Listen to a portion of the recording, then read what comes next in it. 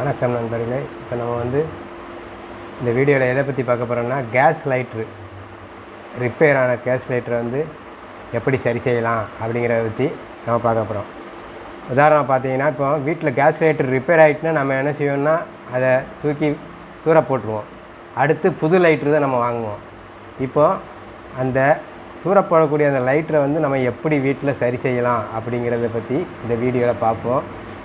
King of king channel, இதை நீங்கள் like பண்ணுங்கள், அந்த சேனலை சப்ஸ்கிரைப் பண்ணுங்கள், உங்கள் ஃப்ரெண்ட்ஸுக்கு ஷேர் பண்ணுங்கள். இப்போ இந்த வீடியோவை வாங்க பார்ப்போம். கேஸ் லைட்டரை எப்படி சரி செய்யலாம் அப்படிங்கிறது எளிமையான முறையில். இந்த லைட்டர் சரியாக ஒர்க் ஆகலை. லைட்ரு பார்க்க புதுசு மாதிரி தான் தெரியுது, ஆனால் ஒர்க் ஆகலை. இப்போ இதை எப்படி நம்ம அதை கலட்டி உள்ளே சரி க்ளீன் பண்ணி போடலாம்.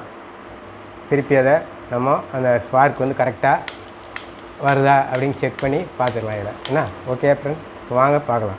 இப்போ இதான் அந்த லைட்ரு பாருங்கள். இது பேக் சைடு, இந்த சைடு தான் கலட்டக்கூடிய பகுதி. இதில் மரம் இருக்குது. நம்ம கலட்டக்கூடிய ஒவ்வொரு அந்த ஸ்பேர்ஸையும், இன்சைடு ஸ்பேர்ஸை பூரா தனித்தனியாக எடுத்து வைக்கணும். கரெக்டாக அசம்பிள் பண்ணிக்கிட்டு திருப்பி கரெக்டாக அதில் அசம்பிள் பண்ணிக்கணும். எடுத்தாச்சு, இந்த கழட்டியாச்சு. பாருங்கள், ஃபஸ்ட்டு வச்சுக்கிட்டாச்சு. 1 2 பொருள் எடுத்து வச்சாச்சு. அடுத்து உள்ளே ஒவ்வொன்றா எடுக்கிறோம் ஸ்பேர்ஸு. அதை கரெக்டாக நம்ம அசம்பிள் பண்ணி வச்சுட்டு திருப்பி அதேமாரி மாட்டிடணும். தட்டினாலே வந்துடும்.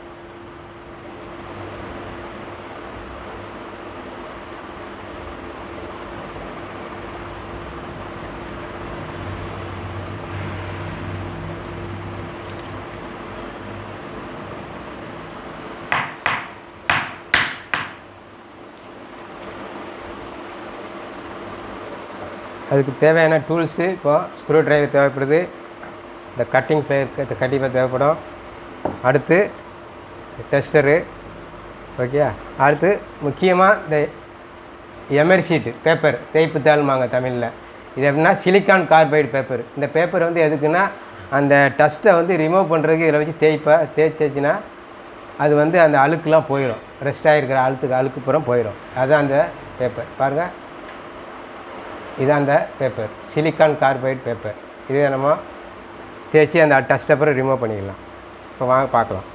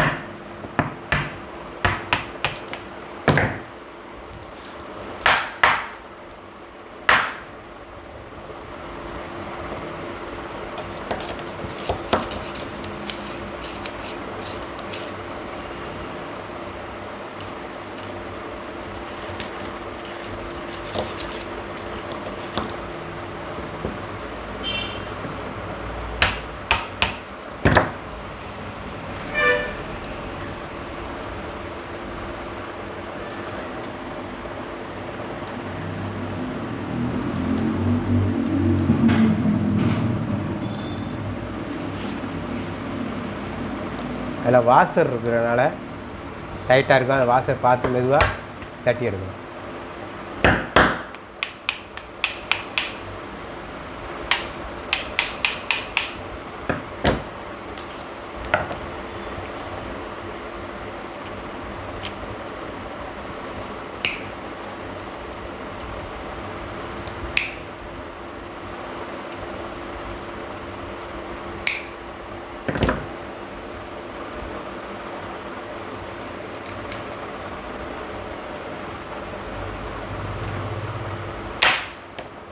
பாருங்கள், இதுதான் அந்த ஸ்பார்க் வரக்கூடிய அந்த பகுதி டாப்பில் இருக்குது. இதை கரெக்டாக நம்ம அசம்பிள் பண்ணி வச்சுக்கணும்.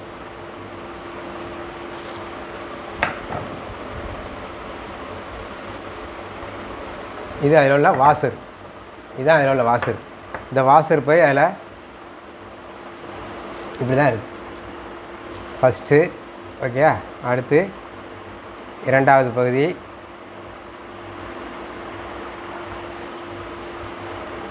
இப்போ நான் கரெக்டாக உங்களுக்கு அசம்பிள் பண்ணி காட்டுறேன் பாருங்கள். இது ஃபஸ்ட்டு மேலே இருக்கும் டாப்பில். அடுத்து ரெண்டாவது பகுதி இது. மூணாவது இந்த ஸ்ப்ரிங் உள்ள பகுதி. நாலாவது நம்ம அமுக்குற அந்த பட்டன். இதுதான் கரெக்டாக இருக்கும். இந்த பொசிஷன் வந்து கரெக்டாக வச்சு நம்ம மாட்டினா தான் அடுத்து வந்து அது ஸ்பார்க் அந்த இது லைட்ரு ஒர்க் ஆகும். அதனால் இப்போ நம்ம ரிமூவ் பண்ணிவிட்டு கரெக்டாக ஒவ்வொன்றையும் அந்த எமர் ஷீட்டு போட்டு தேய்க்கிறோம்.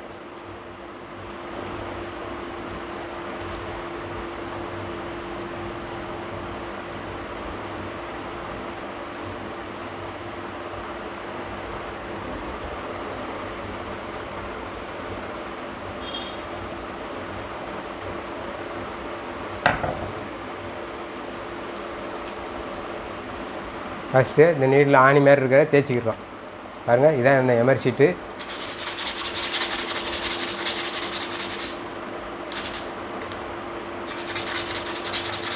தேய்ச்சாச்சு, ஒரு பகுதி தேய்ச்சாச்சு.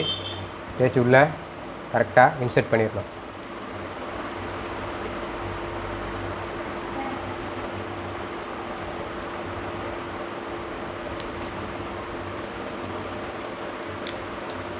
கரெக்டாக இன்சர்ட் பண்ணியாச்சு. இது ஒரு செட்டு தேய்ச்சி முடிச்சாச்சு. அடுத்து நம்ம செய்ய வேண்டியது இந்த பகுதி. இதில் பட்டன் மாதிரி 2 இது கொடுத்துருக்காங்க பாருங்கள். இதை கண்டிப்பாக தேய்க்கிறோம். இதை தேய்க்கும்போது பார்த்தீங்க கையில் பட்டுறாமல்.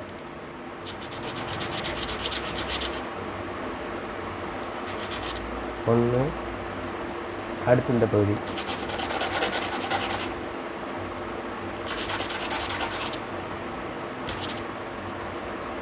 அடுத்து இந்த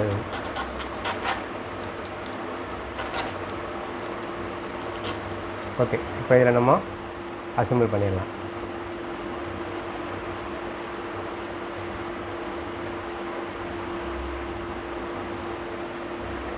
அடுத்து இந்த பகுதி தேய்ச்சிடும் கரெக்டாக. அப்போ தான் அந்த கனெக்டிவிட்டி கரெக்டாக கிடைக்கும்.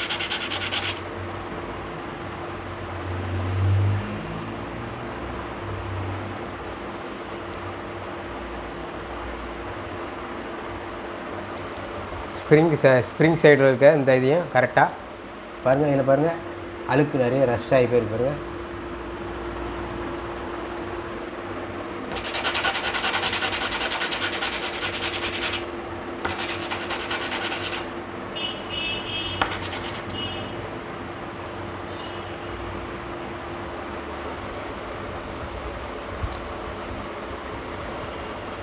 ஓகே ஓகே ஃப்ரெண்ட்ஸ், இப்போ நம்ம வந்து கரெக்டாக அந்த இதை தேய்ச்சி அதெல்லாம் மாட்டியாச்சு. இப்போ இதே மாதிரி என்ன செய்கிறோம், அதில் கரெக்டாக அந்த வாசரை ஃபஸ்ட்டு இதில் போட்டுக்கிட்டு தான் இந்த குழாய் பகுதியில் ஃபஸ்ட்டு இன்சர்ட் பண்ணிக்கிட்டு தான் கரெக்டாக வாசரை வந்து கரெக்டாக நம்ம உள்ளே கொண்டு போயிடும்.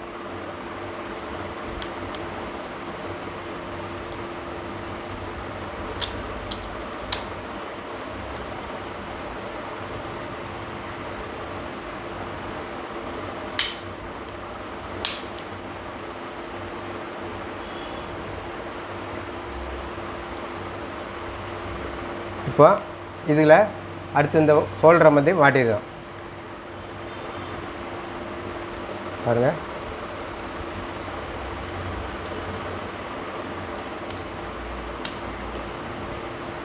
கரெக்டாக அந்த இதை நம்ம சரியாக மாட்டினா தான் அந்த இது வந்து சஸ்பென்ஸ் ஆகும்.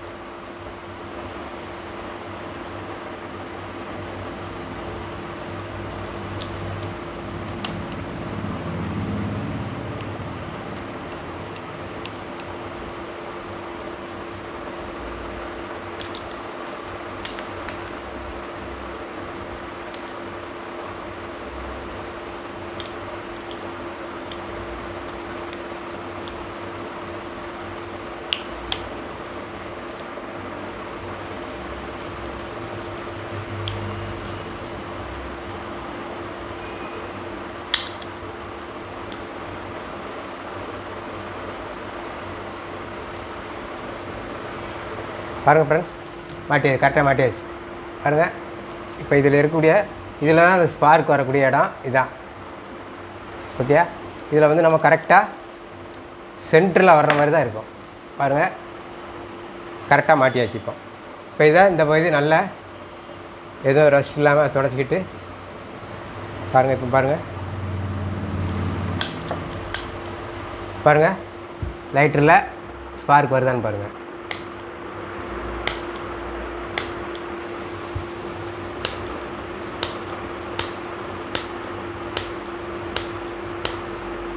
பாருங்கள் ஸ்பார்க்கு தெரியும் உங்களுக்கு, அழகாக தெரியும் பாருங்கள்.